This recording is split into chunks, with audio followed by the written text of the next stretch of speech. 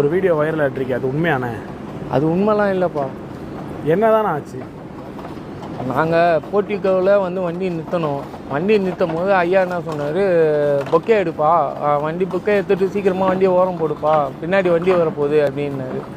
வேறு யாரும் கூட இல்லை. வேலை செய்யறதுன்னு பார்த்தா நான் ஒருத்தந்தான் இருந்தேன். மிச்சம் யாரும் எல்லாம் பின்னாடி வந்துட்டு இருந்தாங்க. அதுக்குள்ளேயும் நான் சரி நம்ம எடுக்கலாம்னு சொல்லிட்டு சீட் பெல்ட்டை கட்டிட்டு பொக்கே எடுக்கிறதுக்கு போனேன்.